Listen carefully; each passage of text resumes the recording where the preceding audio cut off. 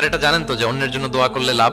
ধরেন যে আপনার এক ভাই দারিদ্রের কষাঘাতে জর্জরিত, টাকা পয়সা না, আপনি দোয়া করলেন যে আল্লাহ আমার ভাইটা আর্থিক সমস্যায় আছে, তার আর্থিক সমস্যা দূর করে দাও। ফেরেশতারা দোয়া করে, আল্লাহ যিনি দোয়া করলো তার যদি আর্থিক সমস্যা থাকে তুমি আগে তার আর্থিক সমস্যা দূর করে দাও।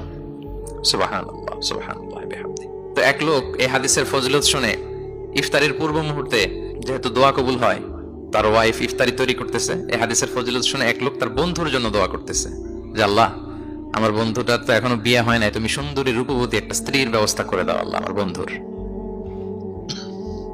এই দোয়া শুনে তার স্ত্রী তো রেগে মেগে আগুন, সেই ইফতারি টিফতারি রেখে দিয়ে এসে বলে, এই এত বড় সাহস, কি দোয়া করো এসব উল্টা পাল্টা।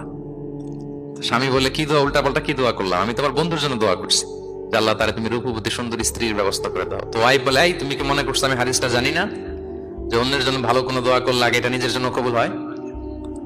সুবহানাল্লাহ। দেখেন ইসলামের বিধান কত সুন্দর। আপনি অন্যের কল্যাণ কামনা করলে এই কল্যাণ